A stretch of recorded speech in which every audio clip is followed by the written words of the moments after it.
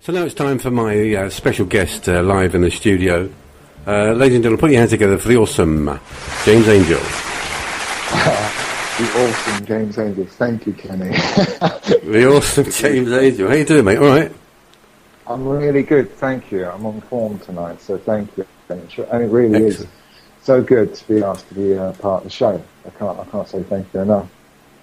No, thanks for coming on. It's great to have you. So you're living in London, but you're a Scottish boy, I understand. I'm still, which, you know, people go, what, living in London, how can you be so patriotic? But especially with everything that's going on at the moment, I'm keeping an eye on that. But, I'm proud to say I'm Scottish. We don't sound Scottish anymore, but I go back as often as I possibly can. So whereabouts your family from? Well, I was born in Dundee, and I was brought up in Dundee. That's probably the least exciting place in Scotland to be brought up. And then, so you're almost a Chukta then? Came to London as a teenager.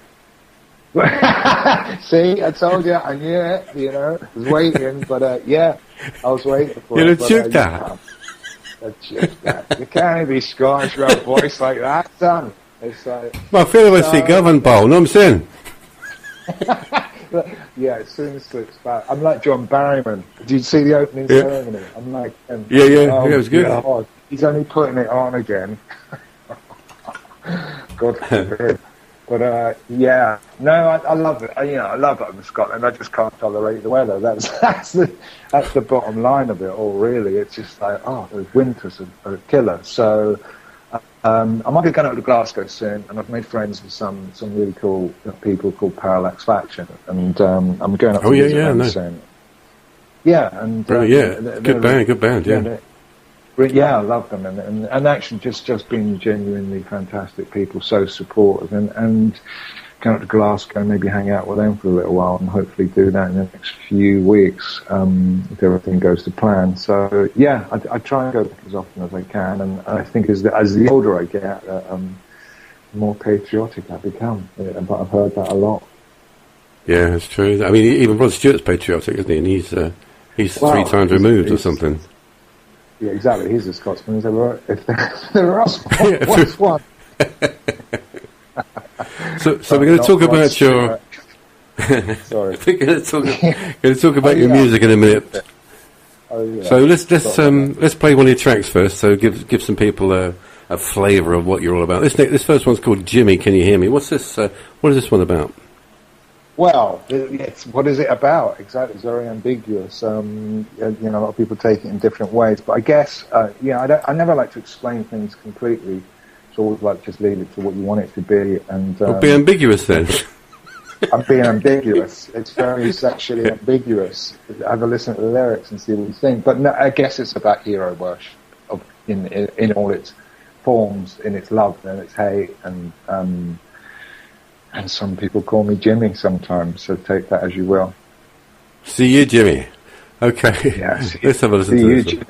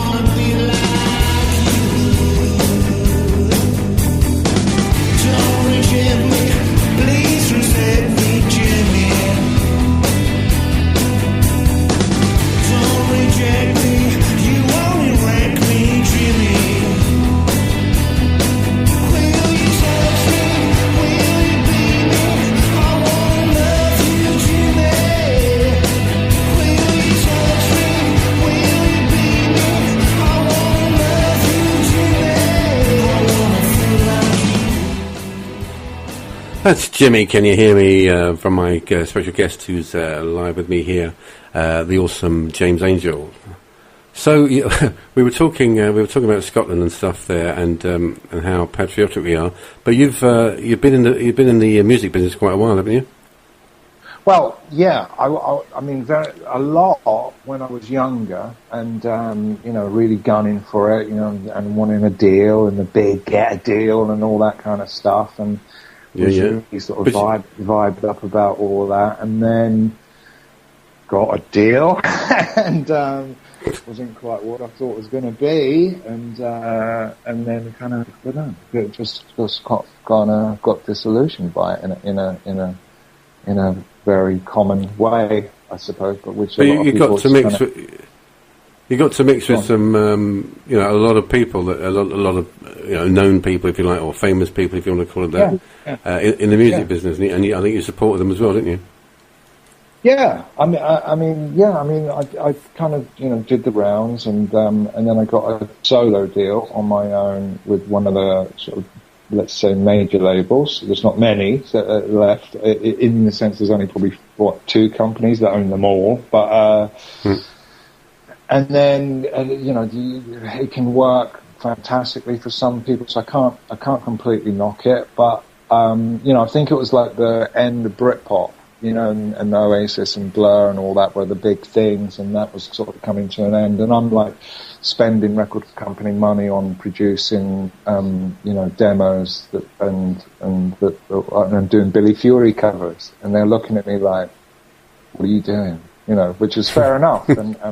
And I was stubborn and I was arrogant and thought I knew what I was doing, but I was maybe deliberately kind of just making my way out of it because I wasn't happy with the music they were producing. They'd take my music and turn it into something I didn't particularly like. And then when you don't, it's a machine, though, isn't it? It's a machine, and you're a product. You're a product at the end of the day, aren't you? Really. That's it. And once I think from now that I'm a bit older, I can understand that a little bit more. In the sense of it's just a business, and it's about sales. And if you're not selling, you're out. And then I was still just on that cusp at the time in the record business where you might have just got sort of development. It wasn't one single and you're out. We'll kind of stick with you because we see something in you and we've got something. But, then I think when they're bringing in songwriters and producers and messing with your music and you don't like your own music anymore and you feel embarrassed about it, I'm really quite glad the way it all worked out. Otherwise I could be sitting with a semi kind of hit that I'm really not happy with.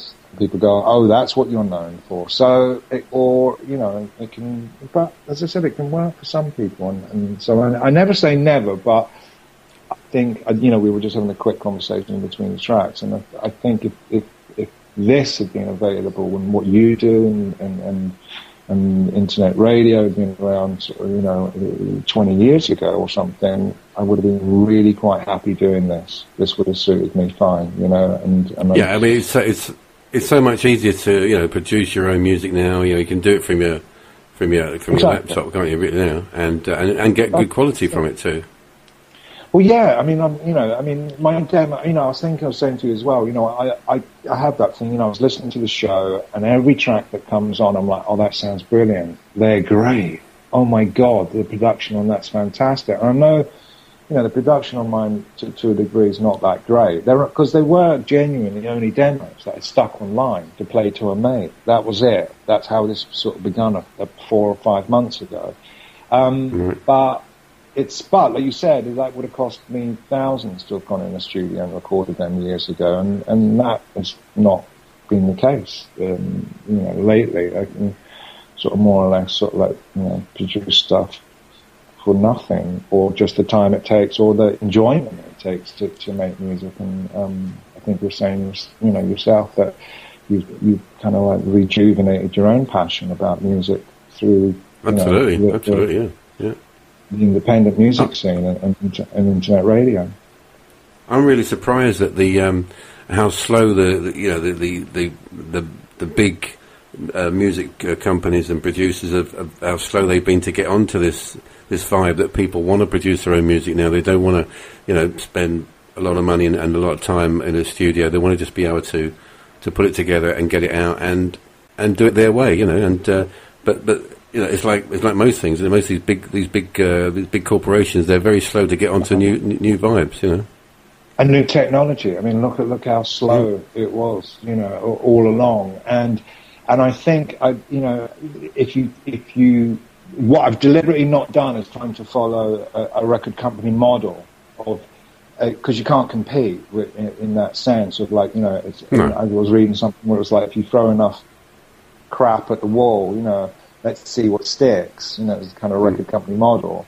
And then the independent scene can be, well, let's just stick our heads in the sand and see what sticks. So, you know, what we and then a lot of our artists are doing, you know, don't get me wrong, I think there's nothing wrong with being paid to make music, but being able to just, you know, deliver something straight to an audience, even if that's a small audience, to begin with, it's just more direct, and you've got a lot more control and power over what you do. You know, right down to the production, and even if that's lowbrow production, I don't want really sort of that horrible digital, you know, just wall of sound. It just doesn't suit what I do.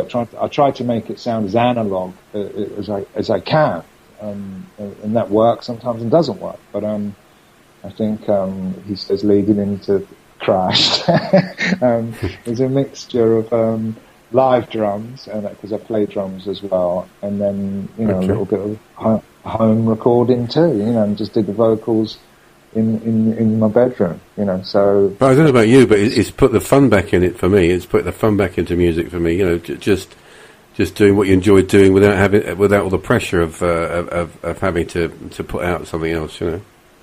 Absolutely, and having somebody looking over your shoulder going, you know, do you think you should do this, or do you think it should go like that? And that works, you know. Sometimes if you've got somebody who's on the ball, but, you know, and I'm not saying, you know, you kind of megalomaniac, you don't touch my music, but some people can sort of add stuff. Some people genuinely, you know, and producers can really bring out something really good if you're working with somebody you really connect with. But, you know, it's like I think that, as I said, I think I've always got that you know, whether, you know, in fashion or out of fashion or doing what's, you know, I just think I've always just thought, well, if I come back to, I sort of forgotten just to do what I love. I've become so embroiled in the music business and becoming a little salesman and trying to sell a product that I forgot that it was about making music and just loving it. And, you know, if somebody else goes, that's cool, well, that's good, then that's good enough for me. It really is. I'm kind of just really happy with that. Brilliant. How good can it get? So your next track up is Crashed. Can you tell us a little bit about this one? Yeah, as I said, I mean, I think I made a first version of this. I was sort of, it's one of those songs, I was humming it to myself, and then I didn't have anything to record with at all, so I got some pots and pans out, and I do actually have a demo version of that, which I wouldn't play. And I won't. Please, let's have that. I will not be uploaded to your site. Let's have that for the outtake show. We'll have it for the Christmas show. Yeah, you'd be like, oh, God. But yeah, get all the pots and pans and the spoons. But I was trying to be all Nirvana about it, like, yeah, this is cool. But everybody's looking at you like I was a lunatic. And humming songs about crashing cars was like, what are you going on about?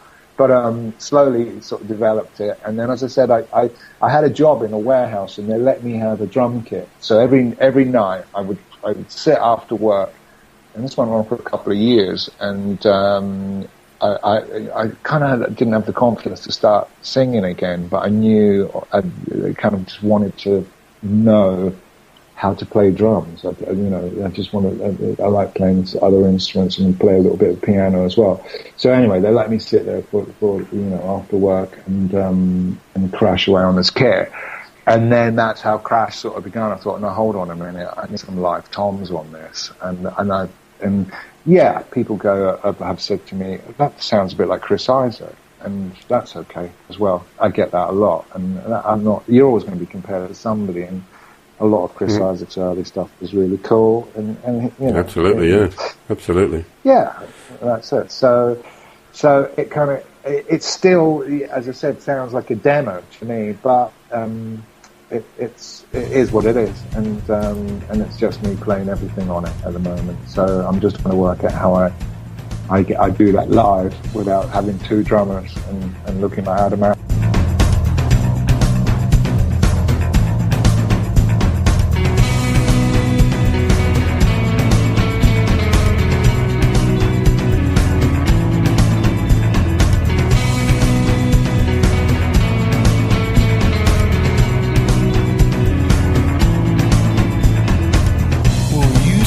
In me, I'm destructing you, and it can feel so right. You corrupting me, and I'm corrupting you, and we can kill some time.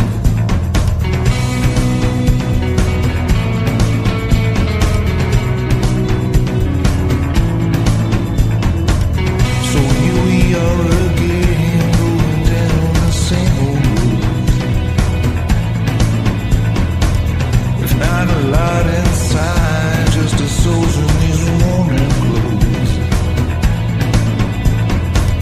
You can't control it, it's rolling over, baby. No way to hold it, we're going over, baby.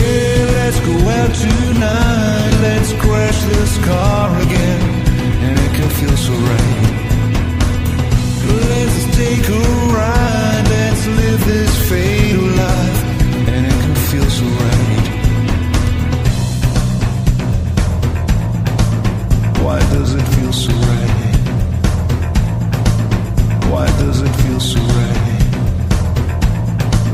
Why do we feel so right? Why do we feel so right? You can't control it, it's rolling over, baby. No way to hold it, we're going over, baby.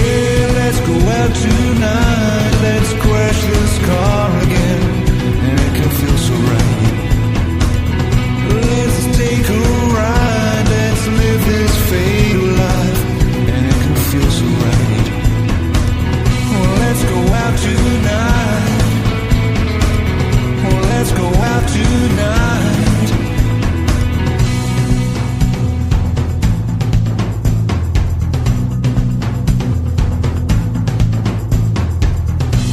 Destructing me, I'm destructing you.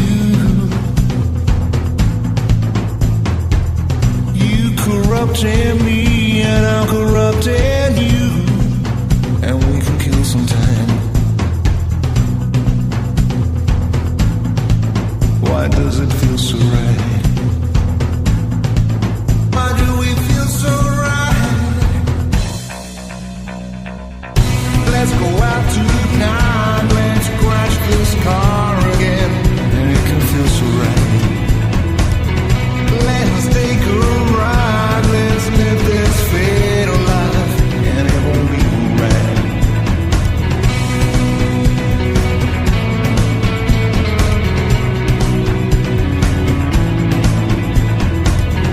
Let's go out tonight, let's crash this car again.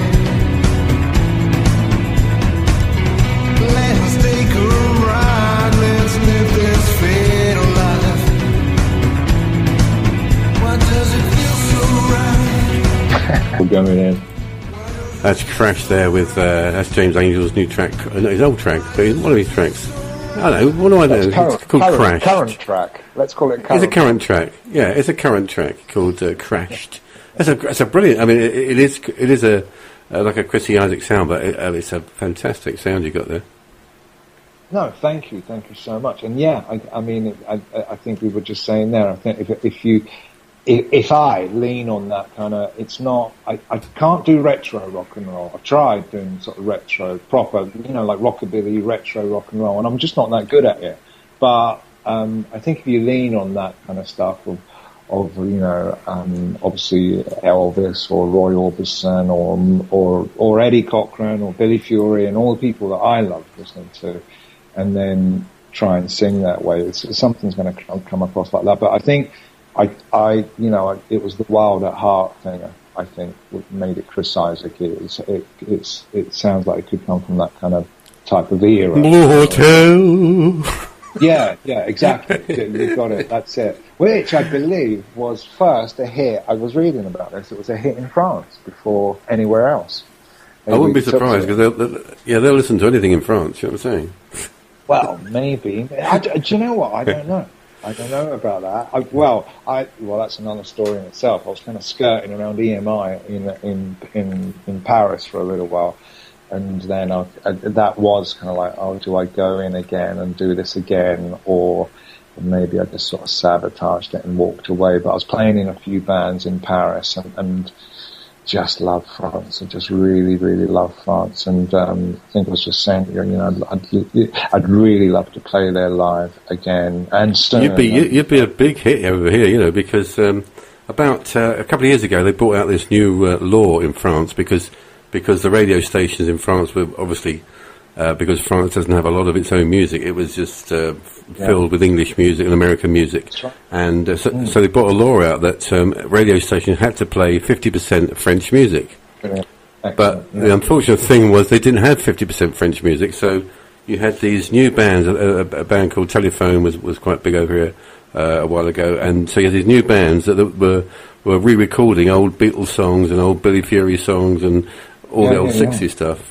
And so you would have loved it here. No, that's you would have been a big star.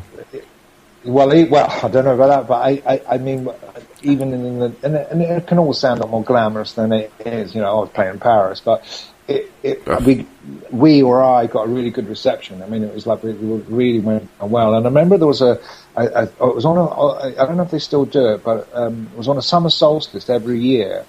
It was like a music day, a music festival day, and you just don't get that kind of thing. I know there's festivals and all that, live music's big and massive at the moment, but it was just so nice. And I don't know if you've heard about it, but I'll never forget it. It was a summer solstice in Paris, and I think it was just the best gig I've ever played. It was a small little festival, but it just rocked, and I just fell in love with it that night. And it was one of those nights, when it's the sun's going down at 11 o'clock at night, and you're still playing. And honestly, that was probably never forget that. And so it's just sort of that. It makes me just romantic about that time and about Paris. So, Paris in the springtime, or was it the summer? That's it. In the summer, Midsummer Night's Dream, Midsummer Night's Paris. So what does the future hold for James Angel now then? Well, this is it. I mean, I've got I've got a ton of stuff that's ready to go, and I've recorded already that just literally means vocals put on it. I don't tend to work that way. A lot of people, will have the different methods of working, and come up with a melody or a vocal line first, then build it around that. And I tend to build slabs of music and then fit a vocal to it, and then strip everything back, and then work around that vocal. Pull it back up so it suits the vocal, and then. So I've got a ton of stuff like that just needs vocals, and I'm not going to get into it, but I just had because I don't really like to talk about and bore people with it, but I've just had a couple of health problems lately. So it's like you start with the best intentions, and it kind of took off, and then some kind of stuff happened with my ear and my jaw and la la la. So it makes it really difficult to record. So because obviously usually I'll always be wearing headphones. So I've kind of got to find a new way to record, going backwards to the old way of recording. When you look at the Doors recording, and it was like, no, we're all going to play live in the studio, and we're not wearing headphones, and we're not got earpieces in. We're going to do it live, or going back to obviously then all the old Sun Studio stuff. It was like, let's just record it, let's just do it. But that's right. Yeah. So I've just got to work around that at the moment, and it's frustrating. I'll be honest, Kenny. It feels frustrating because I've got a bunch of stuff that I feel excited about, and some of it's in the crashed vein, and then some of it begins to move away into, I think, the other track that I think you said you might play is "I Let It Fade Away," which is just a different vibe, just maybe a different feel, and I've got a lot of stuff like that with sort of a slight country-ish feel to it, But there's a whole album's worth of that kind of crash, Jimmy type material that I want to really put together, and it just feels a little bit frustrating at the moment. But so that musically, I just want to put that stuff together, put that out as an album, and then, but I got to be playing live again. So I'm just sort of hunting around for good musicians, really, and good guitarists. And I play guitar, but I always find that I need a really good right-hand man to lean on, and obviously a good back, and to lean my back on and give me something to perform with. So we might be able to help you there. We might be able to help you there because we've just launched our Loop Radio directory, which is like a yellow pages for bands and for drummers and for guitarists. So that's a place to go. Hopefully in the future, if you're looking for that sort of thing. And yeah, I saw that. Yeah, thank you. I spotted that, and I mean, everything else is at the moment is coming around, but by engaging with the stations and yourself, it's a good port of call. So tried a few people out, and it's okay, but and I've been sort of stopped in my tracks a little bit, so I'm responsible for that. But I really just want to play live now, and funnily enough, the other day got asked to play in Dundee, of all places, first gig. I'm like, well, yeah, okay, maybe, yeah. So I may well have to just do it with an acoustic guitar myself for the time being, and just get out there and get gigging, and not kind of spend 6 months rehearsing a band and lose the impetus and the kind of momentum that I kind of feel like I have. But yeah, that I'll definitely check out that resource as well, and put the kind of word out there that I'm looking for people, and anybody who's kind of into my or into what I do, and see if they're up for that, as well. So would you fancy doing an acoustic set on live on the show one day? Because we're start. I don't know if you heard the show last week. Last week we had the True Vulgarians. They came in the studio and did a live set, and it was just. It just blew everybody away. So everyone said I should do more of those live acoustic unplugged sets. I mean, if you want to do one of those, come and do 3 songs. You're welcome. Definitely. Definitely in the future. He says nervously. yeah. As my voice. Yeah, no, that'd be good. Yeah, of course I will. Yeah. Do you see yourself? For that. No. Do you see yourself ever getting back into the machine and getting back into the record label thing and doing that whole thing again? I as I say, I'll never say never, but I think it would be under such different conditions. But I just don't know if those deals are available in that sense anymore. I won't get into all the sort of big 360 deal, but I think bands are being forced to play live deliberately because that's their only revenue. That's their main revenue of income. That's right. So, of course I'd like to kind of help. I think, you can do so much on your own, and it's nice to have help. So whatever form that help comes in, and how genuine that help is, and money. Let's be honest. It's nice having some people put money into what you do, as long as you don't walk away and owe them it. and owe them a big advance, and they can get rid of you really quickly that way. But I never say never. I mean, I kind of maybe in the back of my mind have some ideas about what I would like. And maybe Europe. I feel more comfortable in Europe. I've been in LA and flirted around there as well with record labels, and I don't know. We'll see. But there's something about Europe and Italy and France that I feel a lot more comfortable with. So I don't know if that would be any different to the big machine. They're more open to. They're more open in Europe to live music, and there's a lot more, as you say, smaller festivals and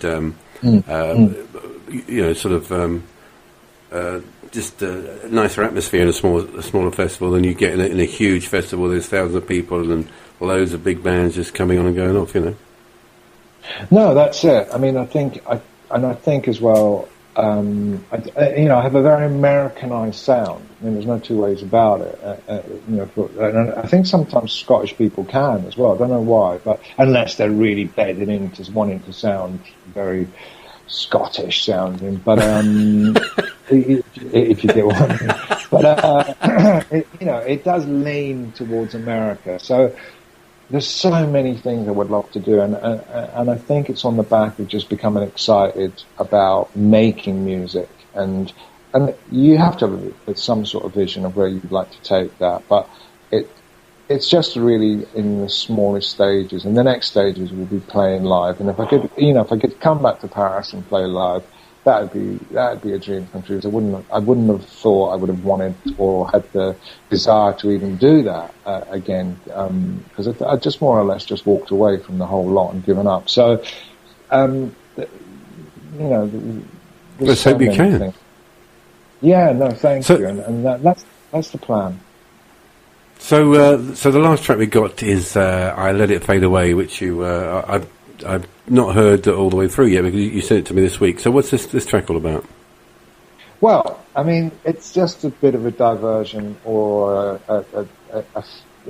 another feel to what I might want to do, and there's something about country music that just pulls me in. I spent some time. Oh no. Yeah, I know. People go, "Oh no." You're not going to start wearing a Stetson, are you? Well, I'll dust it off. You know what I mean? I'm sure there's one line in the cupboard somewhere. But yeah, why not? And a lot of money there. But I spent some time in Nashville for quite a while back now. But and again, all this sort of skirting around the edges and stuff all the time, and sort of envisage myself at one point sort of just being a writer, and writing sort of pseudo country songs. So I Let It Fade Away isn't a country song, but I think it leans in that direction. So I can't really say I'd make authentic country music without sounding like a complete fake, but it was just actually, again, it was a vocal track that I had that belonged to a completely different piece of music, and I had and one piece of music over here and a vocal over here, and they just happened to be in the same key. And a couple of weeks ago, just for something to do, I thought, would they match? Would they go on top of each other? And so, with a little bit of which we were saying about being able to produce stuff yourself and just shift stuff around, noticed that it actually fitted fairly well, relatively well. It's a slower track, and it's not obviously a lead track that would lead out onto anything, but I just kind of was I'm always tentative about putting anything up online, but again, it was just nice that people said, hey, that's okay, that's all right, that's kind of nice track, and it's again, just maybe something I might lean towards in the future.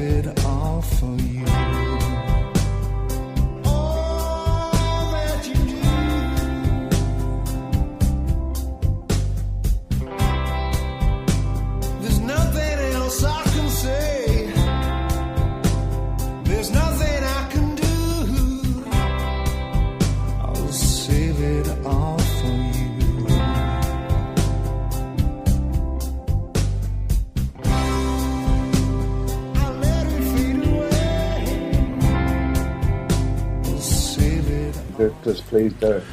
So that's the what is it? I forgot what it is. It's called "I Let It Fade Away." That's did you fade it out? You faded that. I faded it out. I did. Yeah, I did fade it out. In fact, I just stopped it dead. To be honest. You did. You went. You know what? He doesn't. We'll just say we played it. Yeah, because he can't hear it anyway. He can't hear it. We played, Jimmy Thunders instead. It's like, anyway, he's not even on air. Brilliant track, brilliant track. It's been great having you on, James. It's been, we could talk forever about music and stuff, and it's been really interesting listening to you. Oh, listen, it's a pleasure. It's an absolute pleasure. And as I said, it's like, and I think you and I could have conversations that could go on and on and on. But I don't want to bore everybody. I'm sure we will. Yeah, I'm sure we will. I'd love to. Really would love to. Thank you for the. I hope you're. Well, go on, sir. And I hope you'll come back and do an acoustic set as soon as you can. That'd be great. I'm sure everyone will be looking forward to that. Without a doubt, I'll start working on that immediately. Tonight. This very second. Where's my tuner? It's been brilliant having you on. Absolutely. And thanks for coming on. Everybody, put it together, please, for the awesome James Angel. Thanks.